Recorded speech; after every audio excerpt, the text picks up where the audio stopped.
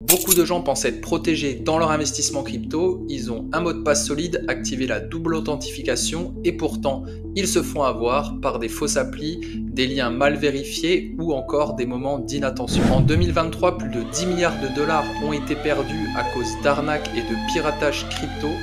Et pourtant, ces erreurs, dans la plupart des cas, étaient évitables. Dans cette vidéo, je vais vous montrer les erreurs qui coûtent cher, les outils que j'utilise et ma stratégie de sécurisation étape par étape. Si vous débutez ou si vous êtes déjà au point, restez bien jusqu'à la fin, il y aura probablement des choses auxquelles vous n'auriez jamais pensé. Je m'appelle Pierre, fondateur de CryptoSmooth, j'aide les particuliers à intégrer les cryptos dans une stratégie long terme. Ce que je partage ici est éducatif et en aucun cas un conseil financier, faites toujours vos propres recherches avant d'investir. Voilà un petit peu le genre d'article que vous allez pouvoir voir dans votre parcours d'investisseur crypto.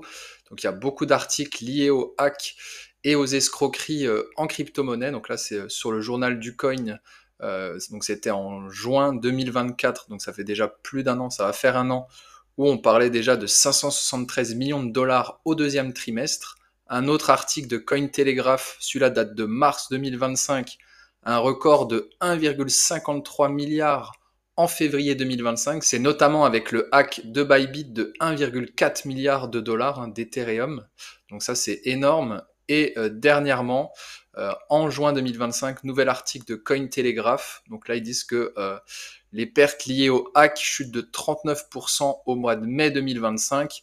Mais on parle tout de même des pertes en mai qui s'élèvent à 244 millions de dollars. Donc c'est pas rien. Et c'est pour ça que cette vidéo est importante, c'est pour éviter de faire partie des victimes. Donc les pertes liées aux arnaques et au piratage crypto, donc on parle souvent des gains en crypto-monnaie, beaucoup moins des pertes silencieuses, des hacks, et pourtant elles sont quand même massives. Donc ces chiffres nous rappellent une chose essentielle, c'est que la menace est bien réelle au quotidien. Les hackers ne dorment jamais et les arnaques évoluent et personne n'est vraiment totalement à l'abri. Ça arrive même aux plus expérimentés, il faut le savoir, ça n'arrive pas qu'aux débutants. Que ça soit en France ou à l'échelle mondiale, la sécurité est devenue une condition de survie dans cet écosystème. En France, voilà, quelques chiffres à retenir, c'est surtout des pertes environ de 500 millions d'euros par an en France. Sur les arnaques en crypto, bon, il y a aussi les hacks qui sont compris dedans. Et là, bon, c'est un peu plus élargi qu'aux crypto-monnaies. On parle de 3,2% des Français qui ont déjà été victimes d'arnaques à l'investissement financier. Donc ça, c'est des sources de l'AMF et de l'ACPR. Et dans le monde, forcément, c'est bien plus élevé. En 2024, on parlait de 2,2 milliards de dollars. En 2024, on avait des pertes mondiales par arnaque crypto de 10,7 milliards de dollars. Donc c'est énorme. Les attaques les plus courantes que vous allez potentiellement rencontrer. Donc vraiment, les hackers n'ont pas besoin d'être des génies. Il leur faut vraiment une seconde d'inattention de votre part pour vous soutirer des fonds. Donc un clic mal placé, un mot de passe réutilisé, une connexion sans vérification et c'est déjà trop tard. Certains pièges sont si bien déguisés qu'on ne leur marque même pas, comme des commentaires piégés sur YouTube. Après voilà, quand on a l'habitude, oui, mais c'est vrai que quand on n'a pas conscience qu'il y ait autant d'arnaques dans cet écosystème, on peut vite se faire avoir. Des faux comptes sur Twitter ou des fausses extensions, par exemple des faux wallets MetaMask ou Rabi Wallet, des extensions qui volent vos données dès l'installation. Le vrai danger, c'est souvent celui qu'on ne voit pas venir. Donc voilà un peu les typologies des menaces. Les keyloggers, c'est vraiment des espèces de virus, des malwares qui vont vraiment enregistrer tout ce que vous allez taper sur votre clavier, donc que ça soit des mots de passe ou par exemple votre clé privée, votre seed phrase, c'est des virus qui vont pouvoir potentiellement recopier tout ce que vous allez taper sur votre clavier. Donc ça, attention, c'est quand même compliqué de savoir qu'on est traqué par un keylogger. Mais voilà un petit peu l'ensemble des menaces crypto. Bien évidemment, c'est une liste qui pourrait être complétée et je pense qu'il y a encore beaucoup plus d'arnaques que ça, mais là, on est quand même sur les arnaques les plus courantes dans l'écosystème crypto. Avant tout, avant de penser à sécuriser vos fonds, il faut déjà en amont sécuriser vos accès. Donc voilà, la plupart des failles ne viennent pas des protocoles, mais de nos propres négligences. Donc il ne s'agit pas d'être paranoïaque, mais d'avoir une vraie hygiène numérique. Donc chaque action, aussi simple qu'elle soit, peut faire la différence entre sécurité et perte totale.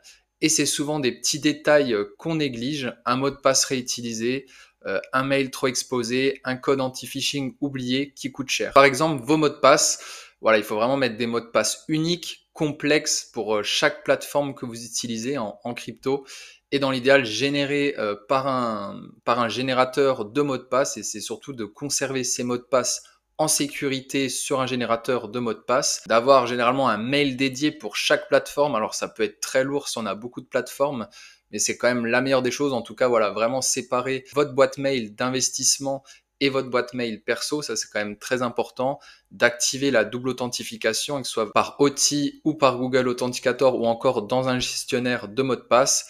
Vraiment activer les codes anti-phishing, donc c'est vraiment les codes anti-hameçonnage. Par exemple, si vous mettez crypto arnaque 2025 dans votre échange pour le code anti-hameçonnage, et ben à chaque fois que vous allez recevoir un mail par exemple de Binance, il y aura écrit crypto arnaque 2025 et du coup ça permettra de savoir que c'est bien la plateforme qui vous écrit, que c'est un mail officiel et que c'est pas justement un mail de phishing, c'est un copier-coller des mails que par exemple Binance pourrait envoyer. En fait, il va y avoir des liens qui vont vous renvoyer sur des choses qui vont justement extraire vos données, essayer de soutirer vos informations pour vous voler de l'argent. Attention à ça.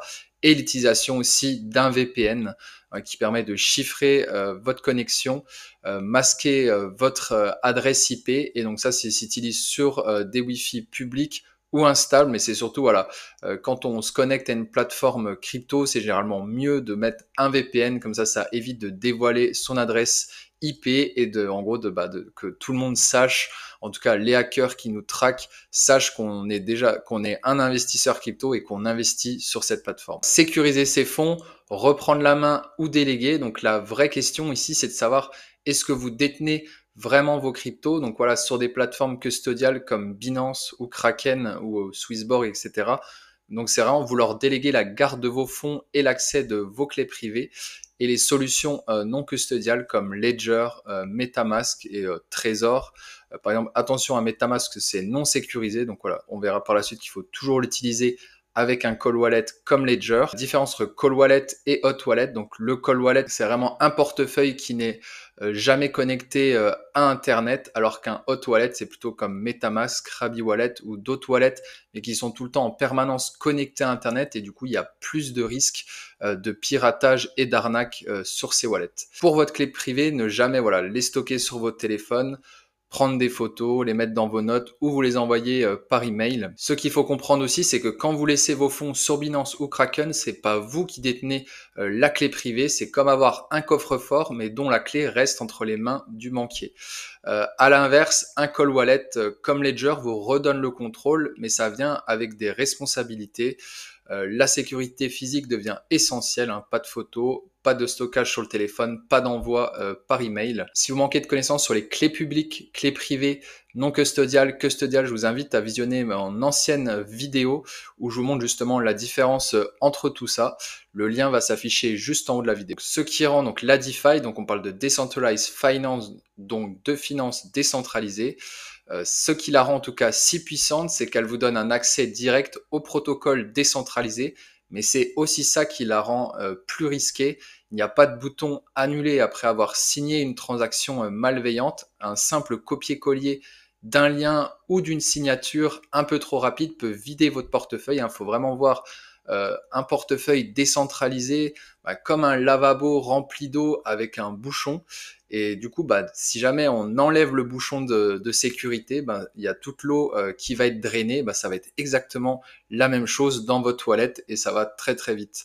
Donc les arnaques, jouent sur les détails. Un logo, une URL presque identique, un faux site. C'est pour ça que je vous recommande au moins d'utiliser une extension comme Revoke Cash. Quand vous utilisez par exemple des protocoles en finance décentralisée, ça permet de désactiver les autorisations que vous avez données antérieurement à des protocoles, de toujours vérifier les adresses URL et de vérifier aussi vos adresses à chaque fois que vous allez envoyer de la crypto, de bien voir que c'est bien la bonne adresse de retrait, de ne jamais faire de finances décentralisées sans un cold wallet comme Ledger. Et si vous avez un peu plus de capital en jeu, double sécurité avec une deuxième Ledger et un stockage sur une plaque en métal pour vos seed phrases, donc vos clés privées. Même des gens très expérimentés se sont déjà fait piéger par une application clone ou une seed phrase mal stockée. Ce que je vous montre ici, c'est la compilation des erreurs les plus fréquentes, celles que j'ai vues autour de moi ou dans les témoignages de victimes. Dans les meilleurs fabricants de plaques en métal, vous avez Keystone ou encore CryptoTag. Ça, c'est une vraie barrière contre les erreurs irréversibles. Voici quelques erreurs qui ont déjà vidé des portefeuilles. Donc voilà, ce qui est terrible avec ces erreurs, c'est qu'elles ne sont pas techniques.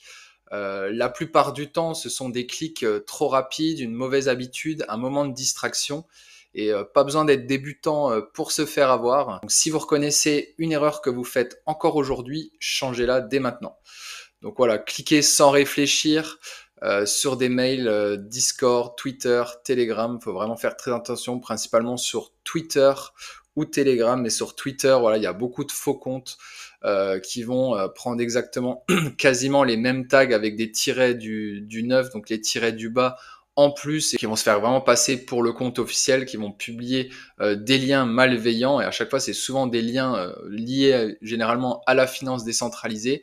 Et là, c'est d'autant plus compliqué parce qu'on va pouvoir venir connecter notre wallet. Et voilà, généralement, si on passe à l'étape de connexion du wallet, c'est déjà trop tard. Donc voilà, faites vraiment attention.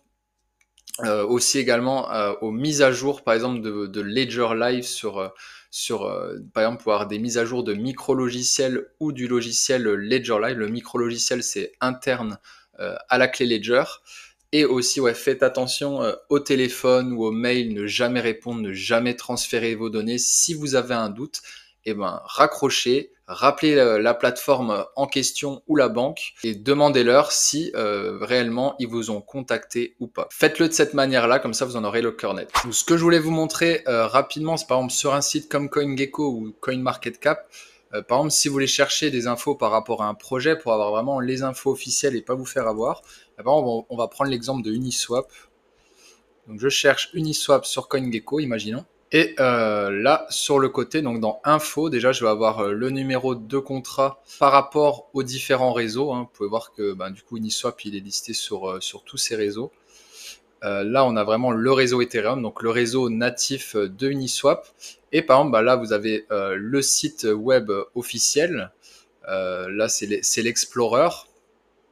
Et par exemple, sur Twitter, vous avez le Twitter ici ou le Discord officiel. Mais en tout cas, quand vous passez par ce moyen-là, en vérifiant sur CoinGecko ou CoinMarketCap, vous êtes sûr de tomber sur les bons liens. Voici quelques outils Web3 pour sécuriser vos transactions. C'est souvent ce que je recommande aux débutants, mais aussi ceux qui ont déjà d'expérience et veulent éviter les erreurs les plus coûteuses. Alors pour les débutants, là on est déjà sur quand même des outils avancés parce que ça touche à la finance décentralisée.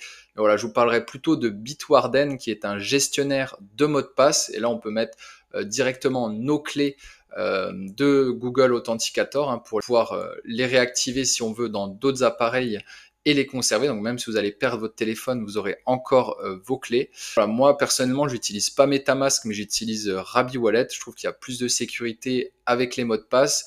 Et également, quand on va taper un mot de passe, ça va le garder en mémoire, contrairement à MetaMask. C'est compatible avec Ledger et plusieurs réseaux. C'est vraiment une alternative à MetaMask avec un gros avantage. Il vous montre ce que vous allez signer ligne par ligne.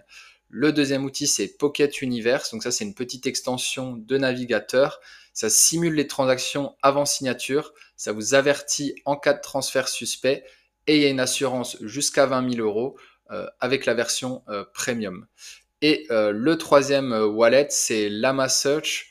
Donc c'est vraiment un moteur de recherche Web3 sécurisé. Donc pour les débutants, vous pouvez aussi l'utiliser. Et donc du coup, ça évite les faux sites ou les applications clones, les applications décentralisées. Et ça vous redirige vers les bons numéros de contrat. Par exemple, si vous allez chercher par exemple Uniswap sur Llama Search ou des protocoles connus, vous êtes sûr que vous aurez toujours les bons liens parce que ce navigateur est fait exprès justement pour éviter les phishing et les arnaques. Donc ma stratégie, voilà, j'utilise aussi bien des échanges centralisés que décentralisés et la plupart de mes cryptos sont conservés hors ligne, donc sur Cold Wallet. Sur les échanges centralisés ou les banques comme des blocs que j'utilise, déjà c'est mieux de les avoir qui sont enregistrés PSAN. donc qui sont conformes à ce que l'AMF en France demande, l'AMF et la CPR, d'avoir une diversification entre ces échanges et surtout de respecter, d'avoir des mots de passe forts, d'avoir généralement une adresse dédiée à une plateforme et également voilà, d'activer un Google Authenticator, d'activer aussi le code anti-hameçonnage quand vous allez recevoir des mails. C'est très important pour justement éviter des problèmes et de conserver au moins vos données, vos mots de passe dans un gestionnaire de mots de passe. Ça fera déjà une sécurité renforcée pour vous. Pour mes interactions en ligne, donc en finance décentralisée, du coup, j'utilise une clé Ledger du coup en hot wallet. J'utilise donc par exemple Rabi Wallet couplé à ma Ledger ou d'autres portefeuilles comme Coinbase Wallet avec une Ledger. Quand vous faites de la finance décentralisée, voilà, quand vous commencez à avoir des montants qui sont quand même conséquents, voilà, il faut toujours le faire avec une clé Ledger. Vous allez prendre beaucoup moins de risques, c'est beaucoup plus sécurisé, ça va pas vous éviter à 100% des hacks parce que ça peut aller très vite, mais en tout cas, voilà, par rapport à un portefeuille non sécurisé, vous avez vraiment une couche de sécurité supplémentaire. Et j'utilise aussi Revoke Cash fréquemment, comme on l'a vu précédemment, pour révoquer les autorisations que j'ai pu faire à des plateformes comme Uniswap par exemple. En 100% du temps, j'ai une autre clé Ledger que j'utilise vraiment en coffre-fort, en cold wallet, et celle-ci n'est jamais connectée à Internet. La seule application que j'utilise, c'est Ledger Live, et celle-ci ne se connecte même pas à Internet. Voilà, moi j'utilise un modèle S+, sur le hors ligne, hein, c'est le plus économique, donc le moins cher chez Ledger est suffisant. Voilà, juste pour info, pour l'interaction en ligne, j'utilise un modèle X. Et du coup, ça me permet d'interagir avec mon portable Bluetooth. Alors après, voilà, c'est pas forcément des choses que je recommande. Moi, c'est plutôt pour la praticité, mais plus vous allez utiliser d'appareils, donc d'ordinateurs, de mobiles, etc., et plus vous êtes sujet à risque. Donc attention à ça. Mais en tout cas, voilà, pour mon coffre-fort, je l'utilise uniquement sur ordinateur. Et c'est pas quelque chose que je vais ouvrir tous les jours, hein, c'est vraiment pour du long terme et c'est vraiment jamais connecté à Internet. Donc j'utilise même pas Revoke Cash puisque en fait je me connecte à aucun protocole.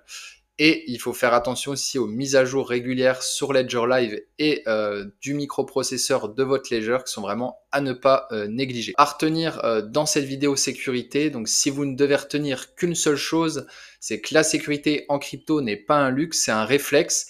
Et parfois, une simple négligence peut vous coûter bien plus que ce que vous n'imaginez. L'objectif ici, ce n'est pas d'être parfait, c'est d'être un peu plus rigoureux chaque semaine, un mail dédié, un mot de passe renforcé, un wallet mieux configuré. Donc ce sont ces petits gestes qui, mis bout à bout, peuvent faire toute la différence sur le long terme.